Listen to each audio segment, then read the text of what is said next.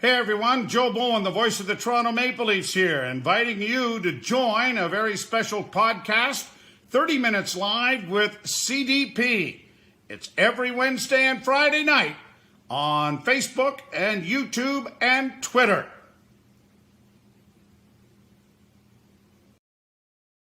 Hey, good afternoon, everybody. Welcome to a fifth podcast in 5 days, a special edition of Live with CDP podcast today. I'm excited to have my guest, Shawn Bednard, a Michigan Emmy Award-winning sportscaster, and he's now the media relations manager and the radio play-by-play voice of the OHL's Erie Otters. He's going to come on today and talk about his career in TV and radio and join the OHL with the Erie Otters this year as well. And the Otters came off a nice 7-4 win yesterday in Windsor against a very good Spitfire team.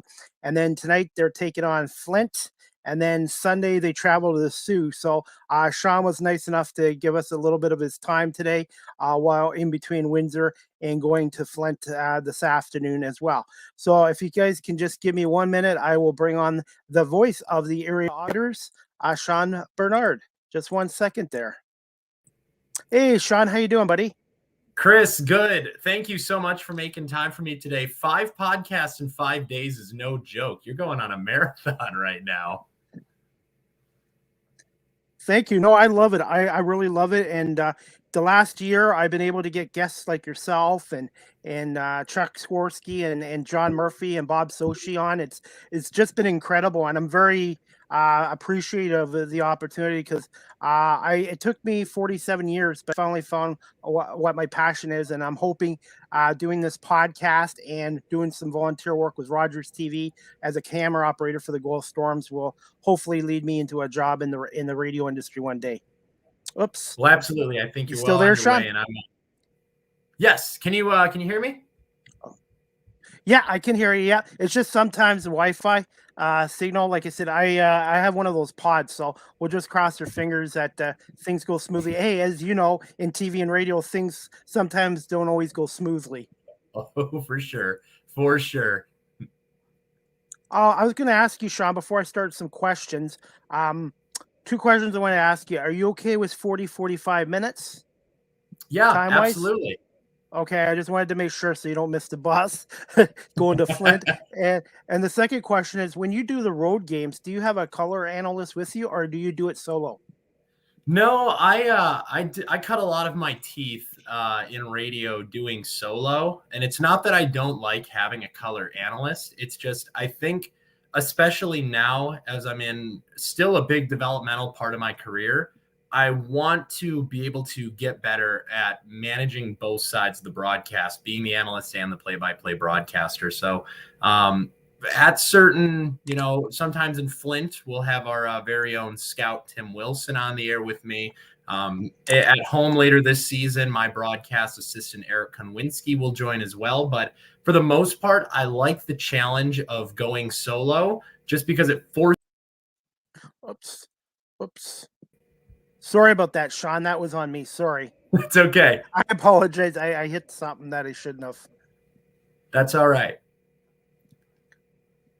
You were just mentioning about how you're doing it solo right now for the most part. Yeah, I think, again, just to surmise, I think for me, it forces me to become a better broadcaster because I can't just rely on saying what I'm seeing, but I also can't just rely on, my own knowledge of the game. It forces me to be able to juggle those 2 things, which I think is an exciting challenge and allows me to become a better broadcaster.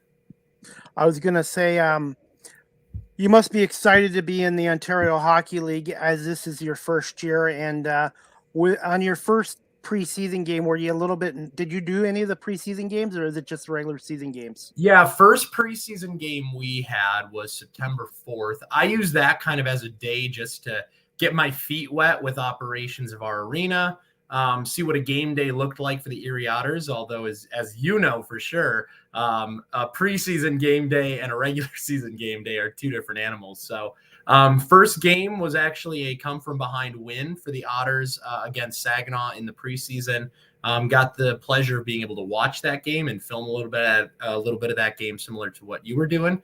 But past that, was able to call our other home games. Had my broadcast assistant Eric Konwinski call the neutral site preseason game between Flint and Saginaw, and didn't end up making the trip over back to Flint, back at the rink where I actually learned how to skate at Flint Iceland Arenas. Just because I've been to that rink more than my fair share of times, and I know that these things don't work in there, let alone Wi-Fi or Ethernet. I was going to say, and it's so nice that the Canadian teams now can go across the U.S. border, and you guys can get into Canada. Did you guys have any issues coming across for this trip, or was it pretty smooth? Well, I'll say it like this. Every trip's kind of been interesting. Our first trip to Niagara, it was pretty scot-free. We had one random COVID test for our athletic trainer. That was no big deal. We were going to be Niagara, Windsor, Sarnia. So we were going to be here for the full weekend. So gave him time to be able to do it, have it picked up by a courier, and make sure that we were all good. So that was fine. That was inconvenient for him, but for the rest of us, it was, okay, no big deal. When we came across to play Guelph, actually, we had 32 guys on our bus, and 13 of us, including myself, were given a random COVID test. So 13 of 32 people in one team on one bus were given a random COVID test. Luckily, we were able to get that one filed as an exemption because we were crossing into Guelph or into Ontario at 3 o'clock and leaving Ontario basically at 10:30, 11. So for us, we weren't even going to be able to take the test and have it picked up by a courier before we were already back in Erie. So Canadian government gave us an exemption for that one, which was good. And crossing into Windsor, everything was fine crossing the border, but that was the first time we had crossed not over the Peace Bridge, but over the Ambassador Bridge. And so when that happened, we were just stuck waiting at the terminal for about 55 minutes, as they had told our bus driver, just pull up and someone will come out. And that's fine. We're patient. We're good with waiting. But then someone came out of Border Patrol and said, we need someone from the bus and we need the coach to come out and, kind of inform us of who's on here. And we were sitting there like, we could have done this 40, 50 minutes ago. We were ready, but those are all just small, minor complaints. Like you said, like just being across the border, it's great. It's great to be back in Ontario, back in Canada, not just for myself. I love being in Canada. I love this country, but for our guys, so many of our guys are, of course, from Ontario. And for a guy like Spencer Sova, he's from Windsor. So playing in the WFCU Center last night's homecoming for him. But I know for a lot of our guys, this is the chance for their family to actually come see them play, because initially, border was a lot tighter. You couldn't have people from Ontario cross over to come to Erie. Yep. So it's nice for our guys. It's nice for our coaching staff. I know our coaches are both from, Metro Toronto. So for them, these games aren't too far from home where they can, still have the chance to have their families come out. I know in the game against Guelph, head coach BJ Adams' dad was actually able to be there for his first game as head coach, which I think is really special. So all small, minor complaints, just a good anecdote of crossing the border. But otherwise, it's been really good. The Border Patrol on both sides have treated us very fairly. They've made the process quick and simple for us. And more than anything, we're just happy to be back here in Canada. I was going to say, I haven't been to the States since February 5th, 2020. And now the Canadian government apparently is talking about for trips less than 3 days in the States, you won't have to get one of those PCR tests or whatever they call them that are pretty expensive. So it'll be nice. I'm hoping to be across the border either in December or January. And I would like to go back to Erie because I like visiting Erie. Maybe not so much in the wintertime with the snow and all that, but I like Erie. It's a nice city, Grove City, and I like being in Pennsylvania. It's a nice area.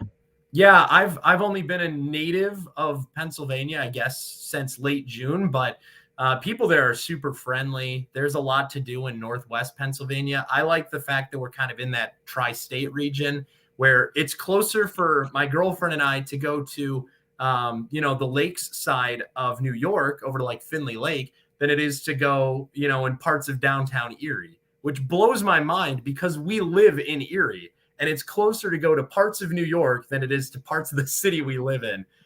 So I think that's interesting, but the fan base in Erie is phenomenal. Our arena is first class. I've so loved living in Erie. I've so loved being part of this organization and really just getting to know the city of Erie. It's been, let me think, 3 years since I've actually seen snow that sticks to the ground. My girlfriend sent me a photo last night from our backyard with a little bit of snow sticking. So I'm going to have to try and reacclimate to my winter skin, but I think I can get there. I was gonna say, and yeah, and it's not Erie's like in a great location. It's 2 hours. It's an hour and a half to Buffalo, another 2 hours to Pittsburgh, an hour and a half to Cleveland. So it's really in a great spot if you're a sports fan or you like going to different states and cities and stuff like that. Yeah, and I think Erie itself is great because we're in the middle of it all. We're halfway between Buffalo and Cleveland. If you're going north to Cleveland or Buffalo from Pittsburgh, you got to go through or stop in Erie. So I like that because it kind of makes us the hub. If you want to go, east, west, or south. If you go north, you're crossing into lake territory. But I like that because again, it makes it easy for us to go south to Pittsburgh or visit either the big cities in Western New York or Northeast Ohio, it's really great for us. And I know my girlfriend and I, we've crossed over to Ohio quite a few times just because it's, a stone's throw away. We've played golf over there. We've visited the areas a little bit in Ashtabula County and Lake County. So, where we were living in North Carolina previously, we could go down on a day trip to South Carolina, but it was still about a 4 or 5 hour drive if you want to get to a major city in South Carolina where, now, like you said, Cleveland's close, Buffalo's close, and Pittsburgh is close. And, even just being in Erie.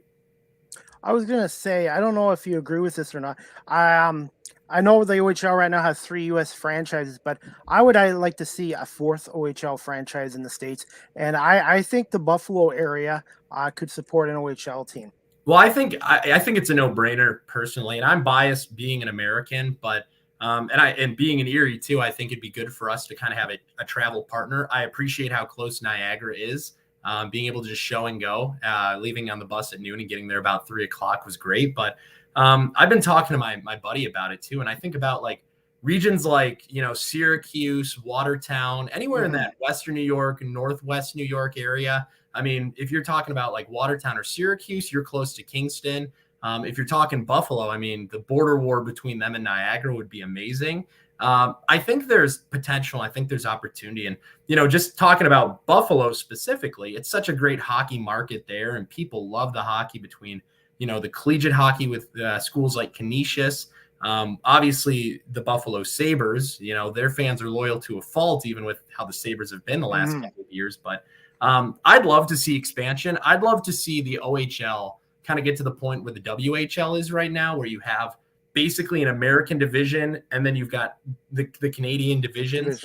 And I think that's really fun. My buddy works over in Everett of the WHL, and, he gets to go to really cool cities still in the States, but still seeing, the best major junior hockey in the world, some of the best players in the world in cities like Spokane, Kent, Washington, obviously, of course, in Everett, Washington, and the Tri-Cities. And I think it'd be really cool to do that. I'm obviously a huge fan of Michigan having such a great presence in the Ontario Hockey League, being from Michigan. And for me personally, growing up in Flint and the Flint area, seeing what a great hockey area it was and knowing the way that the communities embrace the Firebirds has been terrific. And I knew that it would be one of those things where once they got a legitimate hockey league back, and no disrespect whatsoever to the NAHL, but the OHL is a different animal.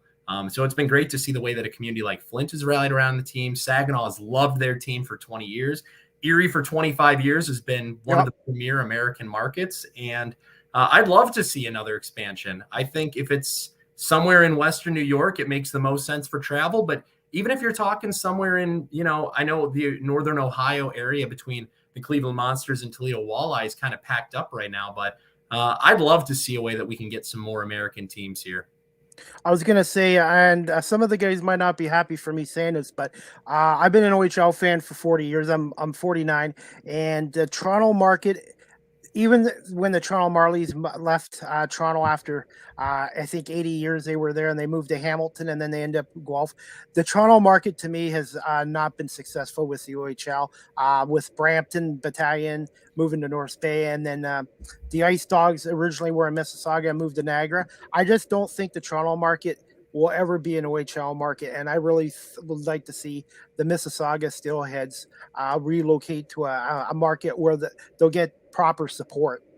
I think the problem is, and again, no disrespect whatsoever to any of those franchises, like you said, but I think the problem with kind of Toronto and Metro Toronto and that region is an embarrassment of riches. You know, they've got the NHL, they've got the AHL, they've got the Ontario Hockey League in mass. So I think, kind of a spread the wealth card is something that could be beneficial for sure to the OHL. And I think you're seeing it a lot. I've been shocked going to kind of some of the smaller communities in the Ontario Hockey League, and you're seeing these beautiful palaces of hockey arenas, and they're being filled to the brim. And these aren't big cities by any means, but they're just hockey crazed communities. And I don't think there's any reason that you can't have that same model work in different parts of Ontario or somewhere in the States along, the Ontario belt. So, I certainly continue to hope for the best for the organizations that we do have and the franchises that we do have. But I'd also like to see what diversity could look like. And I think, you think about these small pocket communities like, we try not to mention it here in Erie, but a place like London, where they're doing better most nights than, a lot of ECHL and AHL teams for major junior hockey. That says something about the caliber of fandom that exists in this league. And it says something about, the way that people view the Ontario Hockey League. So I'd love to see what a little bit of diversity could look like across the league. Definitely. And I was going to say the Hunter brothers 22 years ago bought that Knights franchise, and they basically turned it around. They've turned it into one of the most successful junior franchises in Canada. And they've had stability with Dale Hunter and Mark Hunter there. And they've just had such a good hockey program. Even though they're kind of considered the villains of the OHL, they've been good for the sport. And I'm going to be honest, they're broadcasters, Mike Stubb and Jim Van Horn, I've had on my podcast, and they're two of the best in the business and two of the nicest guys I've spoken to. Well, that's what I've heard too. And unfortunately, I didn't get the chance to host them at the Erie Insurance Arena just because some of the, travel policies with Ontario League team or Ontario League broadcasters and teams crossing the border themselves. But, I'm excited to be able to get my first trip to Budweiser Gardens for an Otters win, mind you, and be able to meet those two gentlemen. Yes. Have you had a chance to meet Larry Malott yet, the Storm radio broadcaster? He's been doing the Storm games for over 30 years and then another 15, 20 years with the other Guelph franchises. Oh, yes. He spun quite a yarn of stories. Just the way that he told so many stories in such a short amount of time, but was able to fill so much detail in them was phenomenal. And obviously, he's a gatekeeper in a sense of the OHL and, his experience in broadcasting this league. And I think that's what's really humbling for me being a young broadcaster in the OHL is thinking about guys like Larry, who have been in the OHL for so long and have seen so many of the greats, so many future Hockey Hall of Famers or current Hockey Hall of Famers, so many current and past NHL players who came through this league.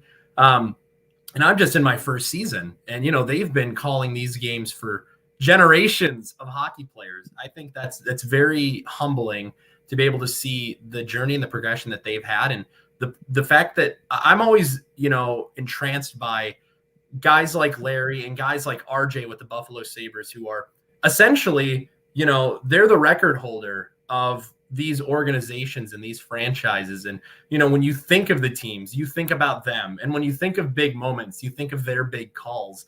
And, that's in my career, that's what I want to be, if not now, someday in the future. I want when people think about, a big call for the Otters or a big call for, whatever organization I'm a part of. I want them to think of, oh man, I remember Shawn's call of that. And, I've got a long way to go before I get there. But I think about guys like them and I'm inspired and motivated and it gets me hungry. And speaking of Windsor, I've already had Manny Pava on, a super nice guy. And Monday, I have Steve Bell coming on to talk about his career in radio. And also, he's been the Spitfires voice since 87 to 88, which is amazing as well. Those guys couldn't be nicer too. When I first went to Windsor 13 days ago, they greeted me quickly. They seeked out to find me. Yesterday when I was there, they both made it a point to come and talk to me to make sure that everything was good with my setup, everything was good with position. So, and they're two of the good guys too, because sometimes when you're a broadcaster, you'll check pronunciation guides or pronunciation sheets that are on different resources, and you'll just kind of take it for granted. You'll say, okay, it looks like it's pronounced like that, but these are two guys who genuinely took the time to come up to me, make sure they had the pronunciations right, because they get it in the fact that when you're going on the air, it's not just your fans who are listening, but there's plenty of Otters fans, my family included, who when they're watching the CHL TV stream, they're not hearing my voice, they're hearing the Your TV broadcast, they're hearing the Windsor radio broadcast. So, it means a lot for our fans when they listen to their game and are able to actually hear our players' names called correctly. And it's small things, and it seems like it should be, common sense and, the bare minimum in broadcasting. But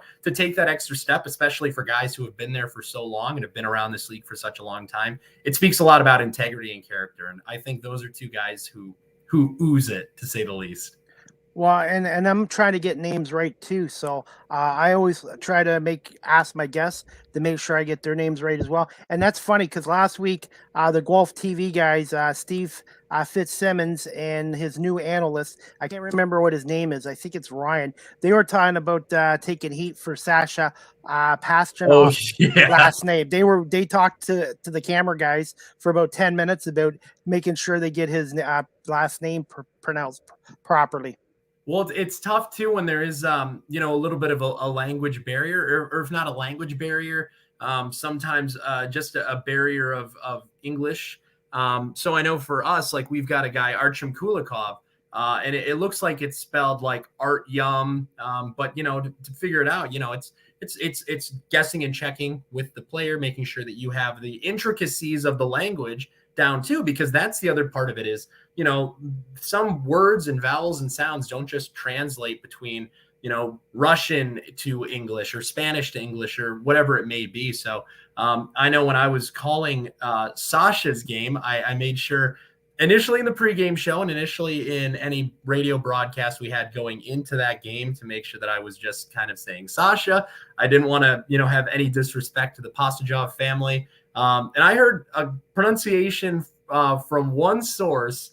I believe it was on the OHL's OneDrive that they have all the pronunciations audio wise.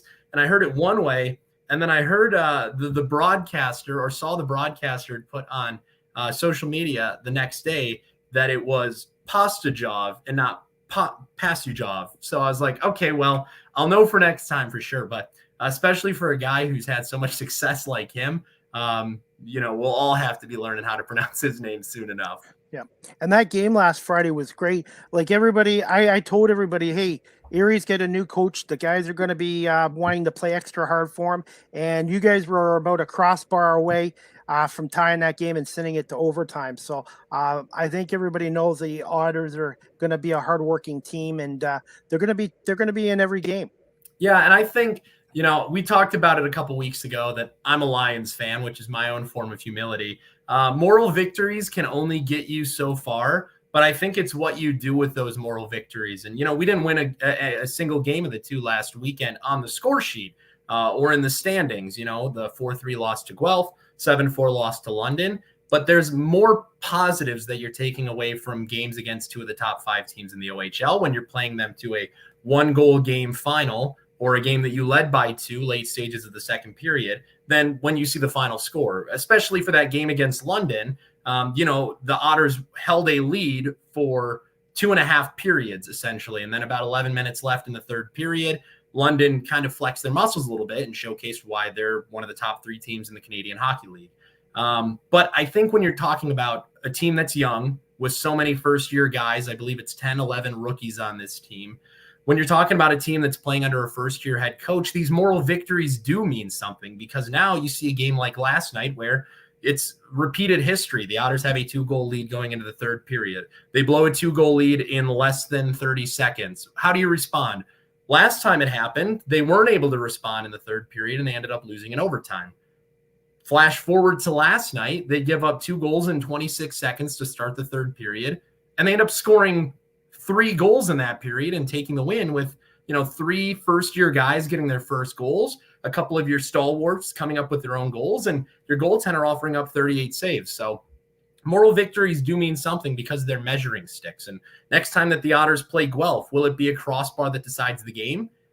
Probably not. It'll probably be a closer game for reasons other than a game of inches. Next time they play London, will that 4-2 lead that they had turn into a 4-2 final? It remains to be seen. But that when they're playing in these tough games and they're learning and they're growing as young guys, that they're getting better. And I think we're still in the basement of the Ontario Hockey League at 4-9-1, but that's not going to stick around for long. I've seen the way that this team has progressed, and I still think it's such a long season. We're only in game 15 of a 68-game season, and I think that's what's exciting is, it's easy to get down on yourself early and think, okay, well, we've won 3 games of our first 14. Let's wrap it up and go home. But we're not even through November yet. There's so much hockey left to be played, and positivity has been such a big element of what Coach Adams has brought to the locker room since he took over last Thursday.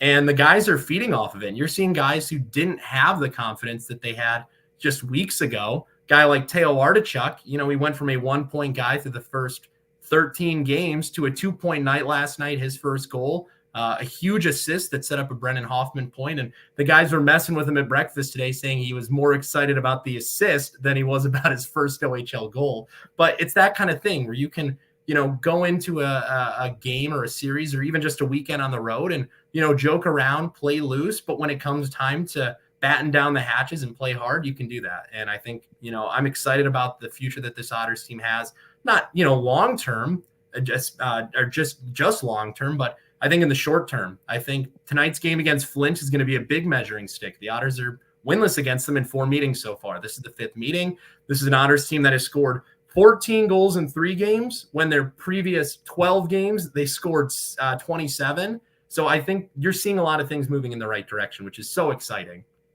And what I was going to say is it's not always how you start the season, it's how you finish the season. And the Guelph Storm got off to a slow start too, and now they're 9-6-1. And it's a marathon. That's the way I put it. It's a marathon, and you just got to take one game at a time. And when you win, don't get too high, and when you lose, don't get too down. You need to. That's why the coaching staff needs to really make sure these young guys, 16 and 20-year-olds, stay on an even keel. Yeah, and I think that's what's one of the good things about. And it's, not uncommon by any means in the Ontario Hockey League or really anywhere in hockey. But I think having guys like Coach Adams, who played 10 years of professional hockey, and Coach Lays, who played hockey at a high level for such a long time too. These are guys who have been in these big situations before. And, you said it yourself, just as easily as you gain momentum, it can be taken away from you. And we saw it last night, 2-goal lead going into the third, 26 seconds apart, 2 goals from the Spitfires. They tie it up. They have all the momentum. How do you respond? How do you keep even keel right there? So I think it is about just finding that perfect balance of, firing the jets when it's time to and cooling off when it's time to as well. But I'm excited to see what it looks like against Flint tonight. They're obviously a very good team. They gave London their first loss of the season. They have a lot of NHL prospects over on that team. For some reason, every time we play them, it seems like we fire 20 shots and have 40 blocked. So I'm excited to see if the wheels of time have turned in the favor of the Otters going into tonight. And, for me, I've been wanting to get that first win on home ice for me in the building that I graduated high school in, and really just earn that hometown win with my team. 7:00 face-off tonight, right? That's right. And 6:43 game show on the Otters Radio Network. Okay. And that's a great thing about this social media technology now. You can, the old days, you could only listen to your local city OHL team. Now, if you're a huge OHL fan, like I am, you can listen to every team in the OHL's broadcast, which is great. Yeah, I consider myself a huge nerd when it comes to broadcasting. And, I love to listen to down in the Southern Professional Hockey League. We had a broadcaster who would put together calls of the week based on the weekend's games. And It would showcase at least one goal call from every single game from every broadcaster. And I loved it. I ate that up. And same thing here. I love the job that the OHL does by, immediately putting out the highlights. And even, last night, watching the goals from like Brett Brissett that was called by the Your TV crew there in Windsor. I love it because it's interesting to be able to gain that perspective of how did they call it? What did they sound like? What was their emotion? And, what's my emotion when their team scores? What's their emotion when my team scores? And then, flip it. What is my emotion when my team scores? And what's their emotion when their team scores? And I love it because I think there's so much diversity in the broadcasting core of the Ontario Hockey League where, if I have an off night, like when we got into town in Windsor, being able to just tune into one of the CHL TV broadcasts and, do kind of my due diligence that way and being able to hear how they kind of game manage, I suppose you'd say. And I think we are super lucky in the fact that we have such terrific media partnerships in Erie. We've obviously got our home station on Jet Radio 1400, which you can listen to terrestrially all in Northwest Pennsylvania.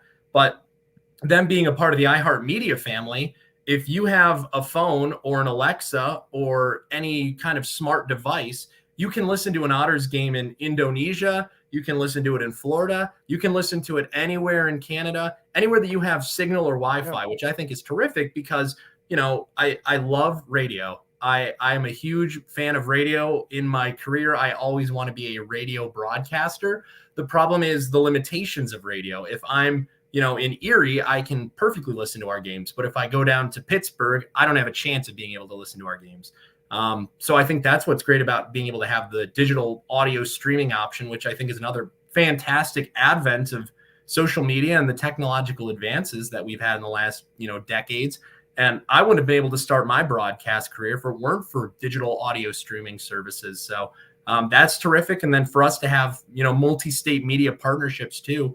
ESPN WFUN 970 AM in Ashtabula. That's our Northeast Ohio home for radio games. So if you're driving, in Cleveland over to Erie, you can listen to a game on WFUN in Cleveland, cross the state line into Northwest Pennsylvania, tune your radio to 1400 and still be able to get the exact same broadcast, which is awesome. And then having our games being able to stream in Michigan is a huge thing for me on the Michigan Regional Sports Network. And I think it's great for us with Lake Erie touching both, Northwest Pennsylvania and Michigan. So we've been really lucky with the great partnerships that we have in media and just being able to showcase our message and our brand to anywhere in the world.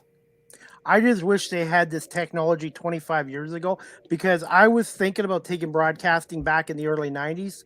I'm 49, by the way, I'm old, and they didn't have this technology. And now that I have this technology, it's been great. I build contacts up here, and I'm just trying to get better every podcast. And I try to make this a sports and entertainment podcast. And now I've been lucky enough to get guys from Kitchener Rangers, Windsor, yourself, and the London Knights. And I'm working on Larry Malott to come on. And I like to try to make my podcast as interesting as possible with my guests.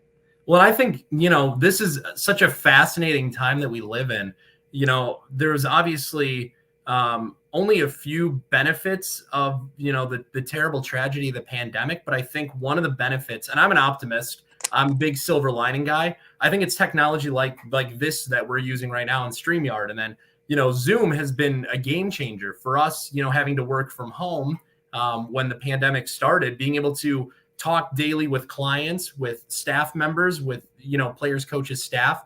It was huge. And now it's just something that's part of our daily lives. I feel like I'm on a Zoom every single day, even if I'm in the same city and can still meet with somebody. Sometimes it's just more convenient. And, even people that I know that wouldn't be technologically advanced are able to easily set up and connect to a Zoom meeting and be able to make sure they understand how to use their microphones and their cameras and make sure that everything's connected properly.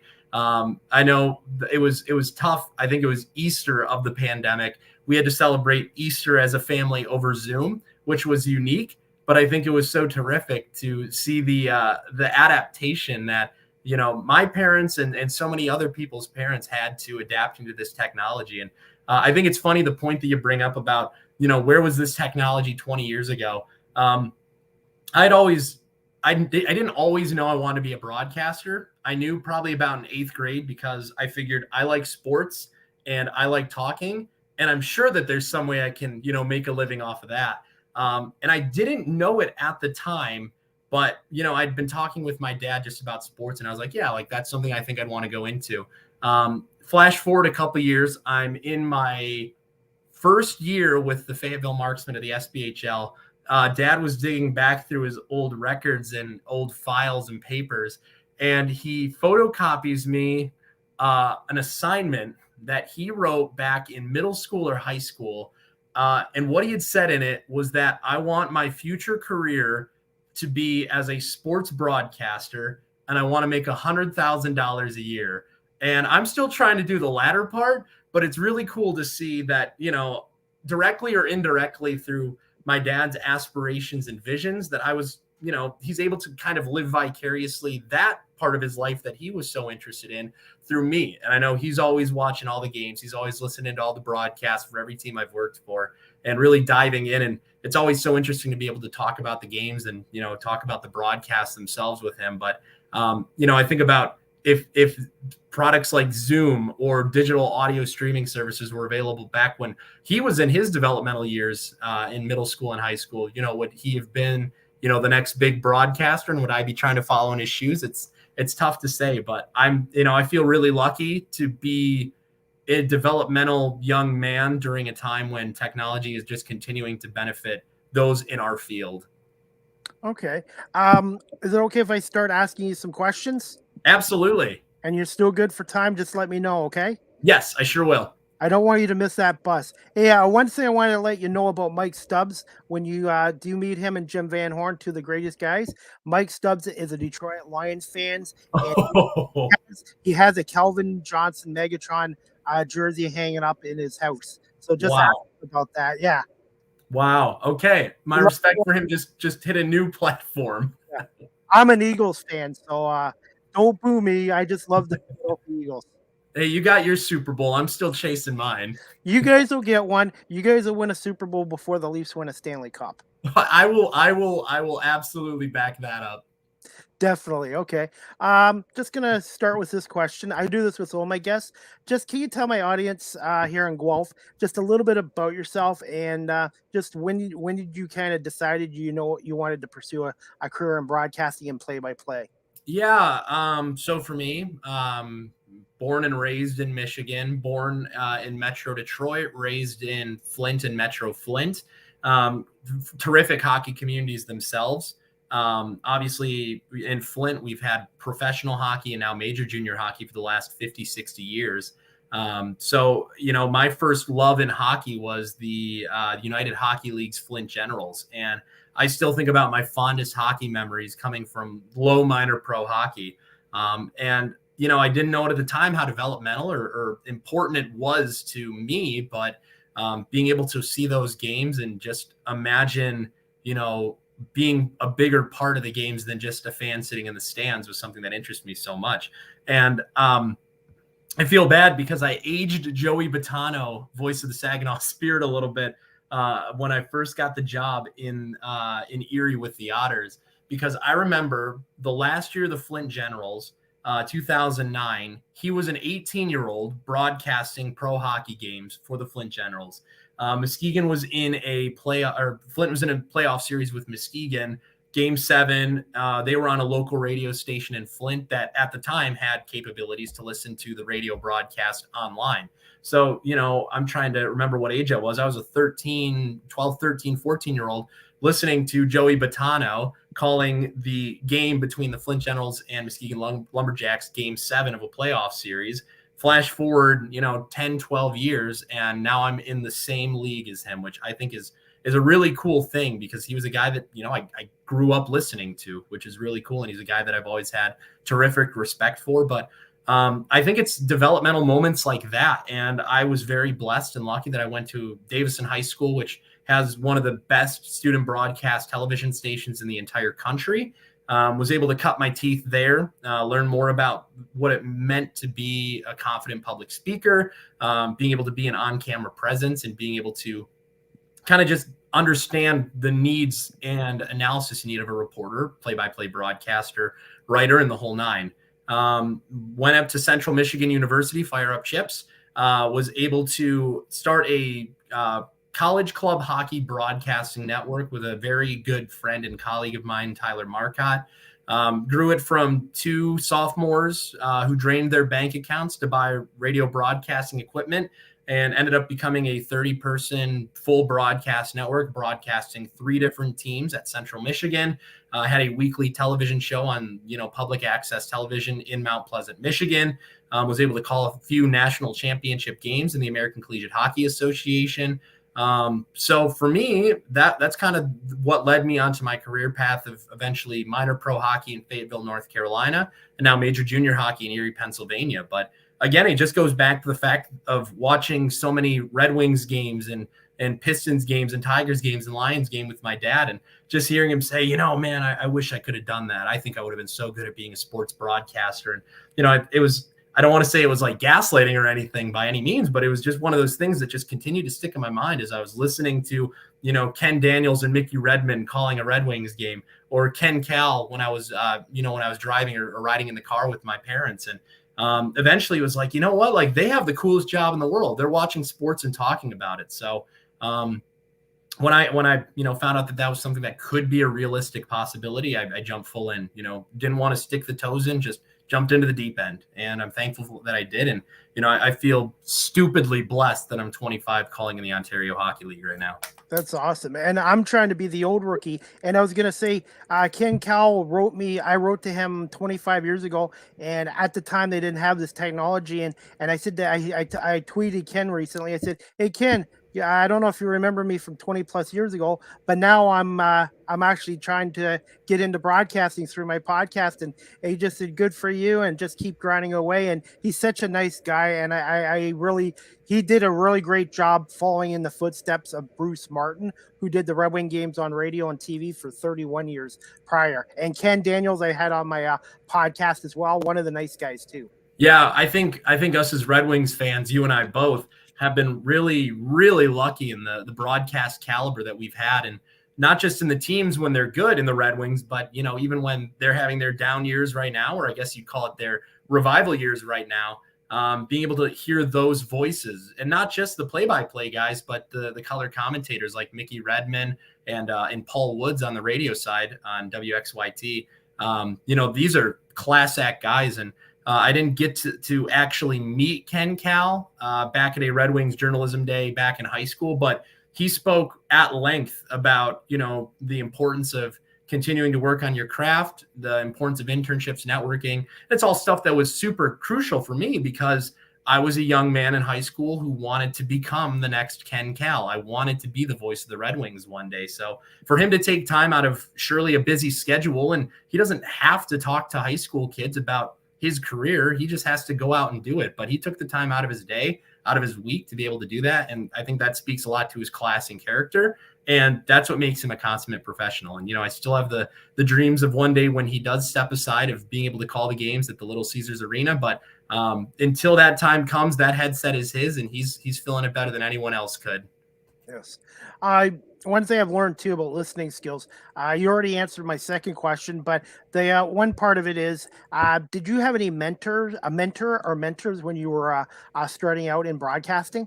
Oh, yes. And I still talk with him pretty much daily. My broadcasting teacher back at Davison, Randall W. Scott III, I'm actually going to be seeing him today in Flint, which I'm very excited about. He's just as consummate of a professional, but as caring of a person, not even just a teacher, but as a mentor and a person that you can have. And, I still go to him when I'm, looking for advice, still go to him when I'm looking for, career moves. And I know I talked with him at length when I was talking about Erie, just because it was such a big move for me. I loved my time in Fayetteville. I loved my time in minor pro hockey, but when I had the opportunity to move up to the major junior ranks, and especially with, a team like the Erie Otters, is something that I wanted to make sure I did the right way, want to make sure that I stepped into the role the right way. So I still to this day, 7 years after I graduated high school, go to my old high school broadcasting teacher for advice and just being able to know what my next move is and his experiences and how they can work for me. So I'm very lucky that I've had Randy in my life. He's like a second dad for me, which has been,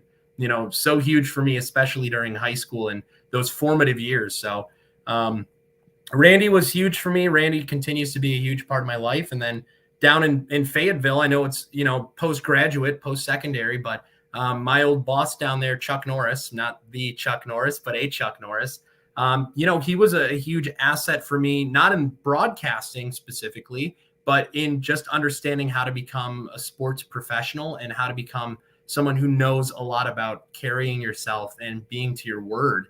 And just continuing to grow and excel and work hard and see the results. So Randy and Chuck were my two big ones, but I'd be, disheveled not to say that my parents were and are huge inspirations and mentors. And they're listening to every game. They're watching every game. Even if we have a 8:00 puck drop on a Thursday night, they're still listening to the games. And my dad was huge for me too back in high school, because I would call, high school football games. He would record them on the TV. And then after the game, I would come home and we would watch it, and he would break it down with me and say, why did you say this? Why didn't you say this? Why did you say this? What was your thought process with this? And it helped me think more critically about my broadcasting. And even still today, I ask him, what do you think about this?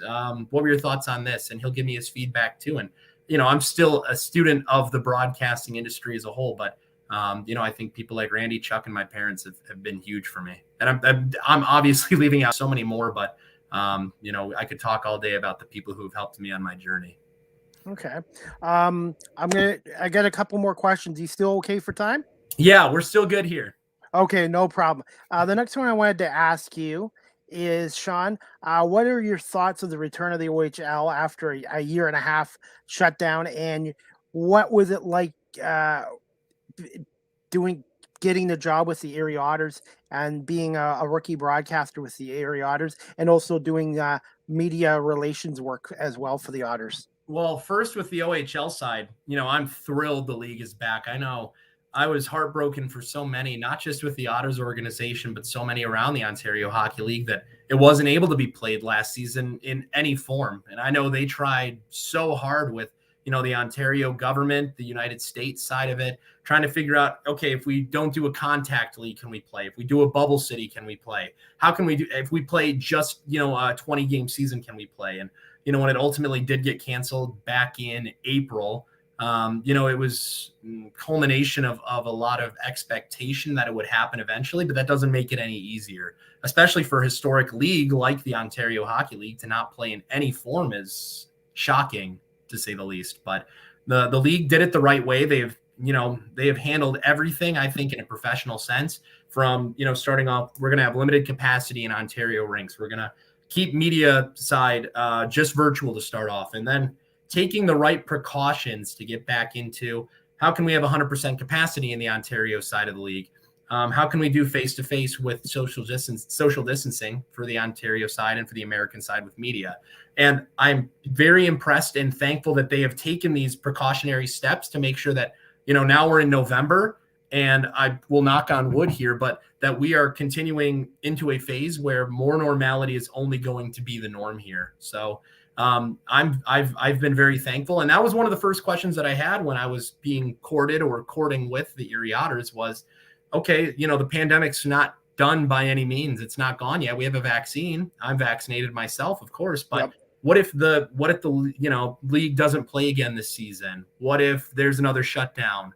X, Y, and Z things, because, it's not that I, didn't trust the process of the Ontario Hockey League, the Erie Otters instability or anything like that. But, there has to be a certain amount of self-responsibility that you take. And, we had the benefit down in Fayetteville that our ownership group had kept us on throughout the entire pandemic. I learned quickly after I asked that question to our GM, Dave Brown, that the Otters were no different. They retained their entire staff through the entire pandemic, which was a big thing for me about culture and character of the organization. And it goes from the top down with our owner, Jim Waters. So that was a big thing for me. But, I asked the question, I said, what if the league shuts down? What if, we're not able to play this season? What if X, Y, and Z things happen? And they said, no matter what has to happen, if we're playing Flint and Saginaw 68 times this season, there's going to be a season this season, because if there's not a season, it's going to be the most mind-blowing thing. And, to their credit, they had contingency plans A through Z and then into the Greek alphabet too.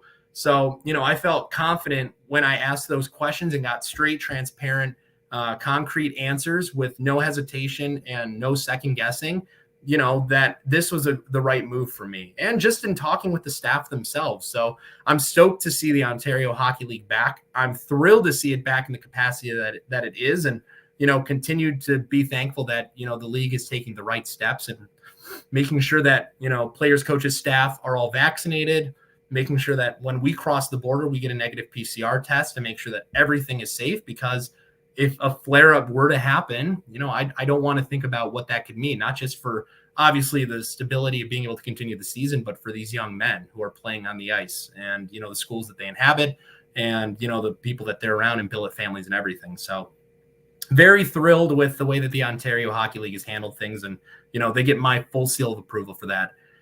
With the Otters, I'm so lucky.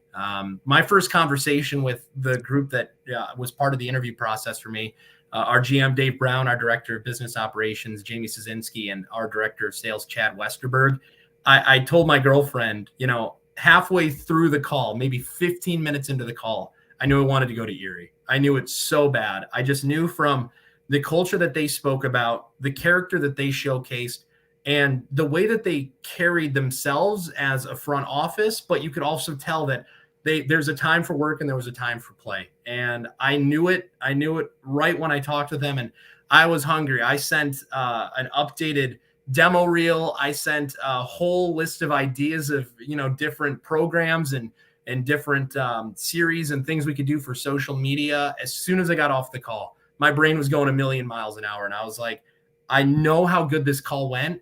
I know how bad I want this job, and I'm not letting anything take it away from me. So I, pursued them pretty heavily. I followed up with them right after the call. I emailed them a week after the initial call and said, hey, hope things have been well. Sure, it's crazy as the OHL still trying to figure out what's happening for this season. Just want to check in.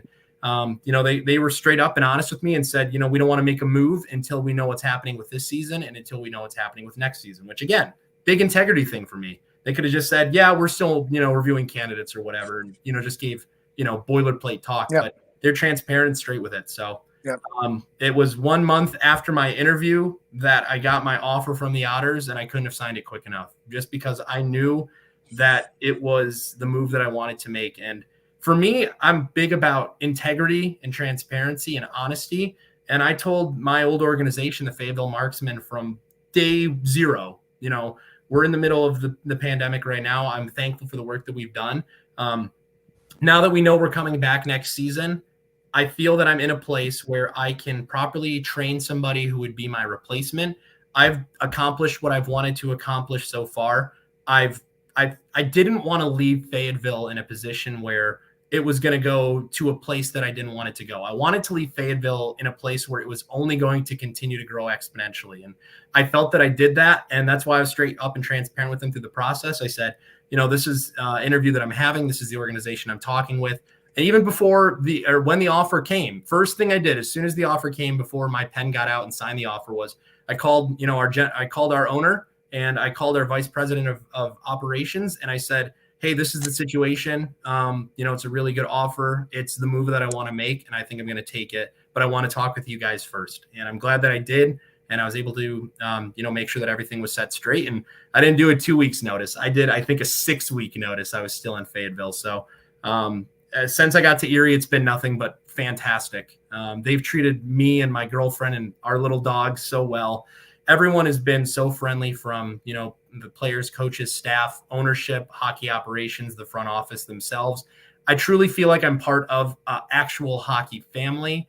And, I can see myself being in Erie for a long time just because I feel at home with this organization. So it's been terrific, and they have given full confidence in me. They have given me every opportunity to succeed and to fail if I decide that I want to try something, and it may have failure attached to it. But they make sure that everything that I pursue or that I view that we should pursue, they are open and willing to go for it. And I think, that has made me feel so confident as just a young sports professional, in that, I'm the new guy. I'm the lowest man on the totem pole, and they're willing to listen to me. They're willing to take my ideas and actually see them through, and not just, put them into a scrap pile and throw them out. So first class organization from top to bottom, and I'm just thankful to be part of it.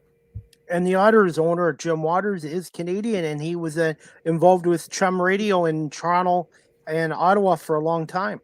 Yeah. And when I talked with our old broadcaster, Aaron Cooney, when I was in the process of being, interviewed and considered for the Otters job. And again, it just shows to go the kind of class that you have, because, Aaron's living out west in San Diego now, working in the American Hockey League. He's removed from Erie, and he's still a part of it, to say the least. But, his ties with the organization could have ended the day that, he took his new job and moved out west. But he's still an active part of this community. He still loves this team, this organization.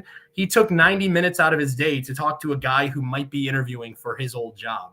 I think that's integrity and class to the very max. And, he talked about it too. And he told me all about, Jim himself, and then obviously, Jim's legacy that he's kind of had. And for me as a radio broadcaster, I kind of felt selfishly confident in the fact that our owner is an old radio guy. So he understands the importance and the power of radio. But even past that, even if it weren't for, Chum Media or the radio side or the media broadcasting side, Jim Waters is just a first-class person. The day that I, got announced as the new Otters broadcaster, he called me up, a number that I didn't recognize, and congratulated me and talked with me at length, and even told me about his daughter's French bulldogs. So I think that speaks a lot about his who he is as a person. That is awesome. And I'm going to be honest with you too, Shawn. This is another reason I want to get into this profession, not for the money or the fame of aspect. It's just everyone in your industry, from the pros to the OHL or the minor basketball league here, the NBL, have been really great with me, and everybody's been supportive of what I'm trying to do. And it makes me just want to work harder to get in this industry, hopefully one day with an opportunity. Well, absolutely. And, I think you're well on the right path. I think you're doing the right things. And I think more than anything, it's just about, positive attitude and the ability to put in the work. So I think if you keep at it, the sky's the limit, to say the least. And, I really do appreciate the time, and you just, taking the time to talk with me. I mean, you said it yourself. You've had guys like, legendary NHL broadcasters, NBA broadcasters, guys who've been in this league for so long. And I'm just a first-year OHL guy, and you took time out of your day to be able to talk to me. So I do appreciate that, and I hope to live up to the legacy of those guys that you've been able to talk to. Definitely. Okay, I just got 3 quick questions left for you, and then I'll let you go because I don't want you to miss that bus. That's right. I'm getting the text, just making sure I know when it is. So okay, I'll try and cut these short. Okay, this one I had to ask. Yep. What is a daily day like being the media relations manager of an OHL team? And also, what's your game day preparation like when you have to do a game, like especially for tonight on the road?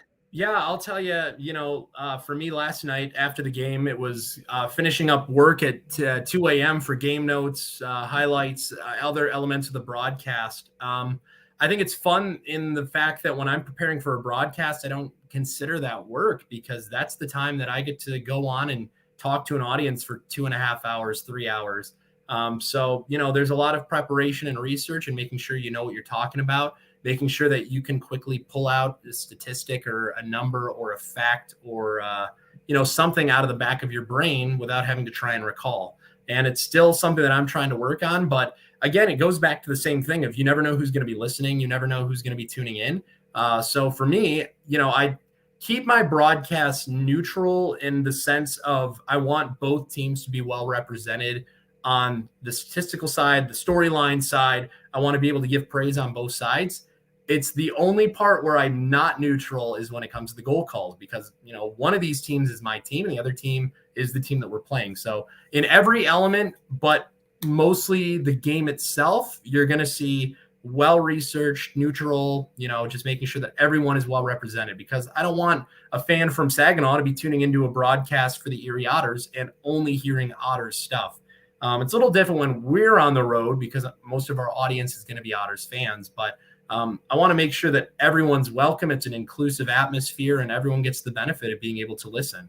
I don't want to turn away any listener or turn off any listener by being too biased for one side or the other, but you're going to see my cap tip to the Otters a little bit more. Media relations side, we have amazing media partners here in Erie. television, radio, press. And just with them, it's doing the little things right. It's, sending them the game notes. It's making sure that they have an area set up in the press box and in the media room. And it's on the road sending them the highlights so that they can cover our team easier. I think, they have one of the most thankless jobs in the world in covering sports for especially radio, news, or television. So anything that I can do to make their jobs easier is going to make my job easier. So, media relations side is really just storylines, access, scheduling, and making sure that they have the tools that they need to succeed so that they can succeed in covering our team. So it's a fun job. It's a stressful job at times, but I think it's rewarding, to say the least. Okay. And just going to bring down to 2 questions. This one I had to ask you. I'm not going to get into why they let Chris Hartsburg go, but can you just give us just quick thoughts on the coaching change with BJ Adams and what differences you have noticed with the team since they made the move? Yeah. And some Erie players to watch out for us Storm fans. Yeah, I'm thrilled for BJ, to say the least. I think he has been a model of patience. He's been with the Otters themselves for 6 seasons. He's been coaching for 10 seasons, and he's never had a head coaching opportunity. And it's been something that, he's wanted for his entire career. And for him, the circumstances were probably not the situation that he expected to step into it in, but he's made the most of it. And you can tell that his passion is unbridled. You can tell that he's a player's guy. He's a positive energy guy. You'll see him in the locker room right before a game. He'll go out, in there and he'll point out a player who might be jamming or stretching or something. He'll call out their name and say, "Let's go tonight." And I just see it. The communication on the bench, the positive energy in practices, the way that he's, constantly reassuring the guys, I think they're feeding off of this. And for young guys, especially, you need confidence in your playing ability and who you are as a player. And I think a guy like BJ is bringing that energy. And there's been a totally marginal difference in the way that this team's playing in the first, 11, 12 games to the last 3 games. And I think that is completely correlated back to the coaching room with Coach Adams and Coach Lays. And players to watch out for. Brett Brissett's hot right now. He's got himself 4 points in the last 3 games. Spencer Sova is still a name to watch on the NHL draft prospectus. A guy like Colby Saganuk is a guy who I think continually improves. But I think there's so many guys on our team that, with young guys, as they continue to develop, their ability just gets better. And I think that's what's exciting is, we've seen guys who are still young, like Connor Lockhart, still just an 18-year-old man, a Canucks prospect. And, the growth that I've seen in him from game 1 of this season to where he is now, it's 2 different players. So I think just as the season goes on and these guys get confident in their abilities, it's going to be a team that has a lot of dangerous guys to watch out for. Okay. And I'm going to make these 2 questions into one big question for you because I'm watching the time for you too. Besides Erie, what other OHL cities arenas so far have you enjoyed calling a game from? Well, that's tough. I really like Guelph. I really liked being right on top of the action. Sarnia was great too. It's kind of a smaller rink, at least feel-wise, but you're right on top of the action. It has that Olympia kind of feel. I haven't been able to explore, some of the more notable places yet, like Budweiser Gardens, but those will come. And just this weekend, on Sunday, going up to the Sioux, I've heard you walk to the rink there from the hotel, which I think is very classic and old school, and I'm excited for that. But I haven't had a bad experience anywhere yet. We've had great press boxes, terrific media folks, and great angles to be able to watch the game from. So there's been no complaints so far for me, but anywhere where I can be right on top of the action, like a Guelph or a Sarnia, I'm all about it. Book me a ticket there every day. And you're going to be back in Guelph in another week, Sunday afternoon, I believe? That's right. Yeah, we've got a home and home with the Storm. So I'm excited to be back, talk with Larry again, and hopefully be less than a crossbar away from a win this time. Definitely. And my last question I wanted to ask you, I'm going to let you go. Any advice for those, not just myself, looking to pursue a career in radio, TV, and the management side of sports? And where can my audience find you again on social media? Yep. I'll answer the last part quick. You can find me on Twitter at Call Me Bednard. You can find me on Instagram if you want to at Bednard, Bednard. I don't know if I have any other social media besides that. If you want to connect with me on LinkedIn, I'm always down to talk there. And any young broadcasters or any broadcasters at all who may be listening, shoot me an email at any time, Shawn.Bednard@ottershockey.com.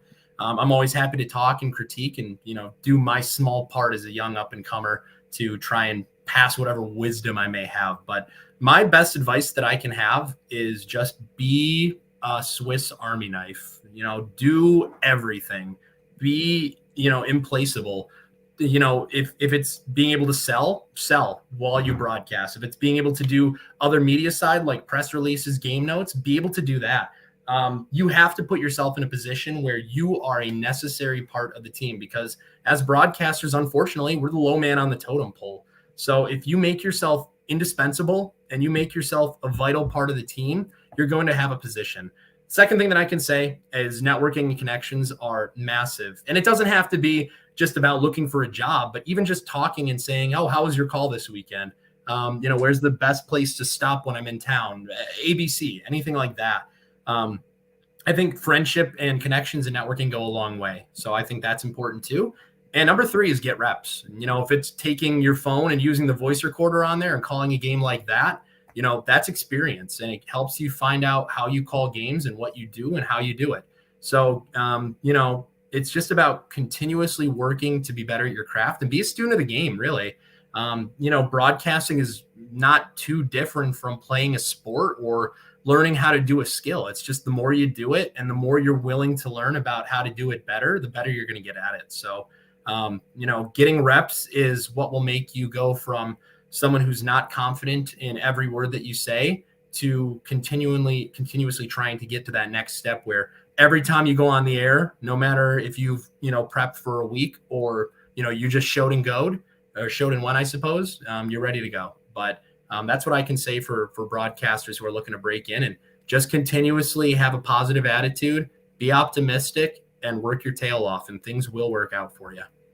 I'm hoping one day to write a book from going from security to behind the mic and behind the camera, because I love doing the camera work for Rogers TV as well. And they do really good productions for the Ontario Hockey League with Rogers TV. And I'm really very lucky to have this platform and to be able to talk to people such as yourself and be a part of a Rogers broadcast, which we'll be doing tomorrow at 4:00 against the Sarnia Sting. Well, I love it. I'll be looking out for it for sure, as we'll have our travel day tomorrow. Definitely. And the game's at 4:00. So hopefully you'll be able to tune into the game and watch some of it and maybe see some of my work. No doubt. Okay, Shawn, I'm going to say thank you so much for coming on live with CDP. And I really appreciated you coming on. And I hope you have a good bus trip to Flint and you guys get another W and 2 points tonight. Thank you, Chris. We'll try and do that for you. Thank you so much again for having me on. It was a humongous honor. Well, thank you. And we'll keep in touch with you. And hopefully we'll run into you the next time the Otters are in Guelph. See you Sunday. Okay, you too, Shawn. Take care. Safe travels. Yep. Thank you. You're welcome. Anyways, guys, I hope you enjoyed my podcast with Shawn Bednard. I think Bednard. Sorry, Bednard. I apologize. I'm still working on that. I really appreciate Shawn coming on today. And you can follow him at Call Me Bednard on Twitter as well. And speaking of the Erie Otters, he's on his way with the team to Flint, Michigan tonight after a 7-4 road win at Windsor last night. They are at Flint tonight at 7 o'clock faceoff. Then the Otters travel to Sault Ste. Marie this Sunday for a 2 p.m. faceoff as well. And speaking of the Guelph Storm, they have 2 home games this weekend at the Sleeman Center tonight at 7:30 against the Owen Sound Attack.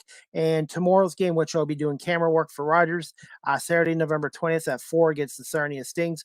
Both games are on Rogers TV and CJOY 1460 with Larry Malott, or tune in to Rogers TV, which does a great production for the OHL as well. And let's see, guys, I'm just looking for my next podcast here. My next podcast will be on Monday, and I'm just looking for the graphic right here. and I found it. Next Live with CDP podcast, guys, is going to be this Monday, November 22nd at 10 a.m. 10 a.m. Guest will be Steve Bell, the longtime radio play-by-play voice of the Ontario Hockey League's Windsor Spitfires and longtime radio personality in Windsor. So I'm looking forward to speaking to Steve about his career in radio in Windsor, and also his long career with the Spitfires since 87 to 88. So, and let's see some other news, guys. Just give me a second, guys. I'm just going to clear that up. And just to let you know, guys, Live with CDP podcast, the audio version is downloaded onto Google Podcasts, Anchor FM, Apple Podcasts, Breaker, Pocket Cast, Radio Public, Spotify, Castbox, and my LinkedIn page. And I want to say thank you to everyone watching this on my YouTube channel. If you haven't subscribed to my YouTube channel, please subscribe and hit like. I'm up to 67 subscribers, but I'd like to get it to 100 before the new year. And also, thank you to everyone watching this on Facebook Live and on Twitter as well. And I'm hoping to have a website up eventually at some point as well. And also, guys, you can also follow me on TikTok at Live with CDP. And also, guys, you can check out my Live with CDP merchandise. Podcast shirts are 15, coffee mugs are 15, and my new podcast hats are 18. Shipping is extra if you're in Guelph or out of country. And let's see, I'm going to read some comments, guys. Let's see. Jamie, go Birds. Eagles are going to win Sunday, Jamie. Eagles are going to be 5-6. Hey, Jamie, I hope to see you in Philly next year for a game at the Link. I've never been to Eagles home game in Philly, and I'd like to go to the Link. And let's see, Jamie, good interview. Hey, Jamie, you're the master of podcasts. I learned a lot of my podcast stuff from you, Jamie, from watching you and Al Parcero. And you're the one that helped me get on to StreamYard. If it wasn't for you, I don't think my podcasts would be as good as they are. And I really appreciate it. You're a good guy, Jamie. And hopefully when I see you in Al Parcero in 2022, we can have a beer at the Eagles game and chant Dallas sucks, because I'd love to see the Cowboys and Eagles at the Link. So that'd be something. But thank you, Jamie, for watching my podcast. I really appreciate it. And thank you for all your help the last year and a half with my podcast by getting me onto this platform in StreamYard. It's been a godsend. So I really appreciate it. Anyways, let's see, guys. Yeah, so what else do you want to talk about? The Eagles take on the Saints this Sunday at 1:00, and the Eagles are 4-6, so hopefully they can get another win and go 5-6. The Eagles haven't won a home game this year, so the Eagles need to take care of business in that, and I think it's a winnable game. I really do, with the Eagles offensive line right now protecting Jalen Hurts, the development of Devontae Smith. The running game has been great the last 4 games, 761 yards rushing the last 4 games, and coming off 214 against Denver with Jordan Howard and Boston Scott. I'm still not sure about Miles Sanders' status for the Saints game Sunday, but the Eagles just have to keep what they're doing, pounding the ball in, run the ball efficiently, play good defense, and Jalen Hurts doesn't have to be under so much pressure to throw the ball 40, 50 times a game. If they can be like the Patriots, where Mac Jones is doing a great job, but Jones doesn't have to be the lifesaver for that team, because the Patriots offense line is protecting them, and the Patriots have a really good running game. So keep it simple. And I really think Jalen Hurts is the future quarterback of this team, and Devontae Smith is the Eagles' best wide receiver since, I would say, Terrell Owens with the Birds back in 04 and 05 as well. And let's see, more comments right here. Let's see. No, I don't think there's any more comments. Oh, wait, one more comment. Yep, Jamie. Agreed. As long as Gannon calls pressure, we'll win this game. I agree with that. They will need to do that. And I'm positive, Jamie. I really believe the Eagles are going to get their first home win this year, and they're going to be 5-6. And you know what? We're not out of a playoff spot. All we have to do is just take care of our business. Don't worry about what the other teams are doing. Just focus on our business. Focus on winning one game at a time. And like I said, I've seen development from this team the last 4 weeks. So we'll just keep our fingers crossed the Eagles can come up with another good performance on offense, defense, and special teams. And speaking, Jamie, of special teams, Jake Elliott has been really solid this year. He's back to his 2017 form, in my opinion. And then the punter, Sipoff, the Australian, he's been very good too. So I don't even miss Cameron Johnston. I thought it was a mistake letting him go, but the special teams for the Eagles have been doing well. The offense, if they can keep it up with the O-line, and I do agree with you on that, Jamie, they need to dial up a little more pressure against the Saints on Sunday. And I'm just looking forward to the game. 1:00 kickoff at the Link, and hopefully the Birds will win another game. One thing, Jamie, I don't know if you're still watching or not. I'm a Pistons fan, and I know the Pistons are in a rebuild right now.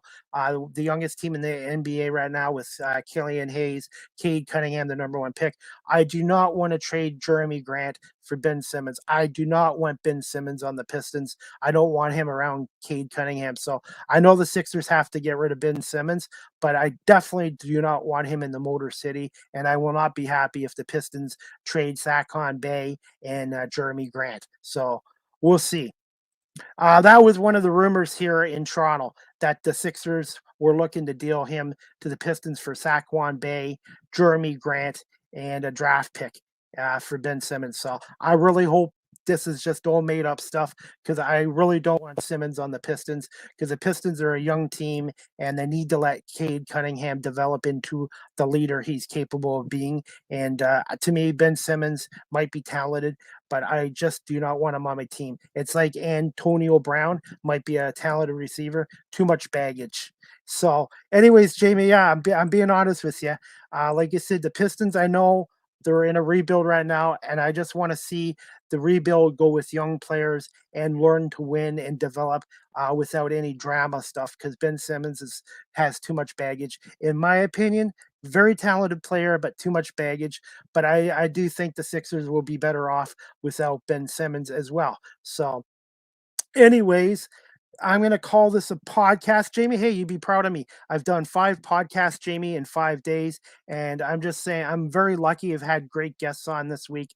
I want to say thank you again to Aaron Sanders for coming on, Mike Farwell from coming on, Kevin Allen for coming on, and also my other guest today, Shawn Bednard, and then as well. I'm still working on this, Jamie. I still got to work on some name pronunciations and stuff like that, but I'm still a work in progress. And like I said, and tomorrow I've got my hockey game with Rogers TV doing camera work, and I really love doing camera work as well. So hopefully one day I will get an opportunity in radio. And Jamie, I have an open invite for you and Al Parcero to come back on my podcast again, and maybe we'll talk a little more Eagles football and maybe some Sixers basketball, since you guys know them better than I do, and maybe some Phillies baseball and stuff like that as well. So like I said, I'm going to wrap this show up. One thing I wanted to just say, guys, like I said, it's been a great week of podcasts, and I've got 3 more podcasts lined up for next week. And Pat Gregor, I want to thank him for coming on too. So when you get to my age 49, your memory starts going. So I want to say thank you to Pat Gregor from Quebec, Canada, also, and the National Lacrosse League's Halifax Thunderbirds color analyst, for coming on live with CDP as well. And Jamie, maybe I'll send you one of my live with CD podcast shirts or one of my mugs. Anyways, again, guys, my next show is this Monday, November 22nd. 10 a.m. Steve Bell, the longtime radio voice of the Windsor Spitfires, will be on, and we'll talk some Spits hockey with him and his long career with radio. So, all right, guys, I'm going to actually play a little video clip of a preview of the Erie Otters, and then we're going to call it a show. Just one moment, guys. This is a little bit outdated. The man of the puck drops it off for Donato. Donato on for Hoffman. He scores. Here's a break the other way for D'Amato. Webb checked in. It's a little outdated since our head coach has been Drop pass, Drysdale. So BJ Adams is now Erie's around the head coach. net. Wrap around attempted. Scores! Finds a way underneath Andrew McLean. Brendan Sellen. Spankler. Lockhart. Down low. Cohen. Lockhart scores! Lockhart elevated it in a hurry. Left wing side. Here comes on a 3-on-2. Given on in front. Brotny tipped away by Campbell. And Swankler trying to take the swing. Gets it from Brewer. Here's Swankler moving in. Deflected to the goal. And Sproul puts it in. I'm joined by Erie Otters head coach Chris Hartsburg. We've seen the Otters produce a lot of big names in recent years. What makes this year's crop of talent so exciting? What I like about our group here is we're consistent all the way through our lineup. I think we have a lot of guys that fill the role of what we want to be as a team and how we want to play the game. And, you know, I think importantly is our older guys that really understand our identity and our culture and are prepared to make sure that's bought into right away. Awesome. Well, maybe we can just walk through the depth of this team. We'll start out offensively. What makes this group so strong? It's our depth. I mean, I really think we're going to end up with 3 really good forward lines that are going to be able to contribute, and, you know, a younger fourth line that, you know, at times is going to be able to give us some energy and spark our team. But, you know, I think our depth up front is something that I'm really excited about. Do you want to walk us through some of those big names to look out for?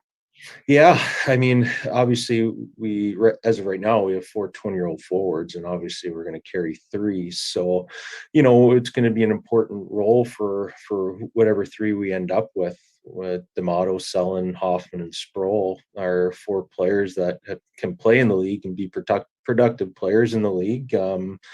You know, and then, you know, a guy like Noah Snore had a tremendous summer, or more than a summer to get better and really step into his 19-year-old year. And Elias Cohen, again, is another guy that we're expecting big things out of as a 19-year-old. And then, you know, you step into our 18-year-old group led by Connor Lockhart, Vancouver Canuck draft pick, who we think's ready to take a big step, and same with Colby Saganuk, a player that is not played in the league yet, but, you know, certainly is going to bring the ability to make plays and create offense. You know, and from there, it's, you know, you guys that have had a little bit of role in the league, and Brett Brissett, who we really feel is ready to take a big step. And then our younger guys, you know, whether it be, you know, Kerry Trance, who we're really excited about, and we think he's got a tremendous future and think he's going to be able to give us important minutes right away.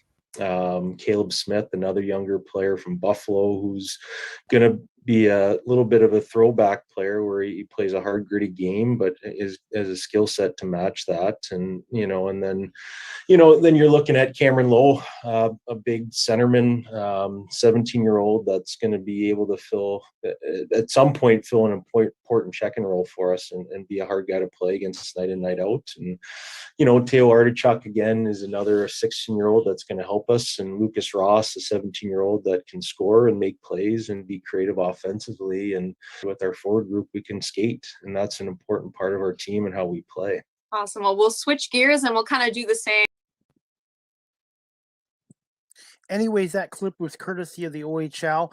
It's aged a little bit since September 21st, 2021, when it was done. The Erie Otters since have let their head coach back then, Chris Hartsburg, go, and they've replaced him with BJ Adams. But as Shawn Bednard was saying, the Otters have a lot of talent on the team, and right now the record's not so great, 4-9-1, but they did get their new head coach, BJ Adams, his first OHL win last night at Windsor in a nice 7-4 win. And hopefully they can get it going again tonight in Flint and also in Sault Ste. Marie. And as Shawn was saying, the OHL is a 68-game season. They've only played 15 games, and it's not how you start the season. It's how you finish it, especially in hockey.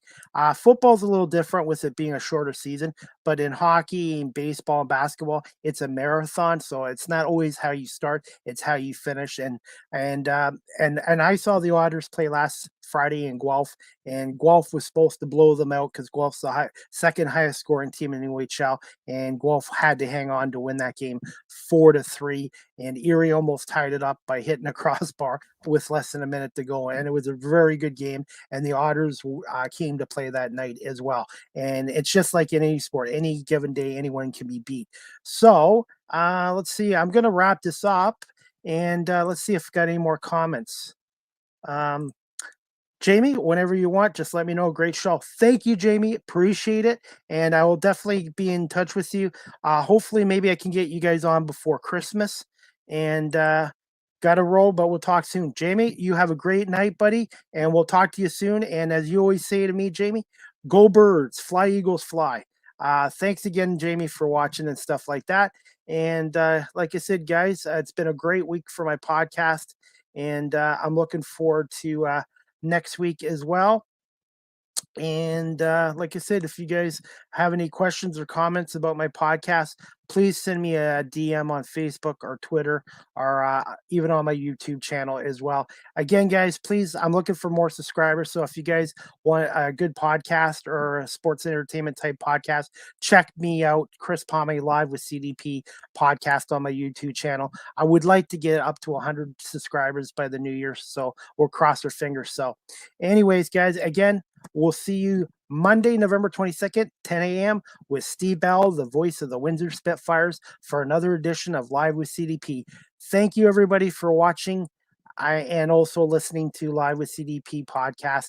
I hope you all have a great weekend, and we'll see you Monday morning at 10 a.m. with Steve Bell.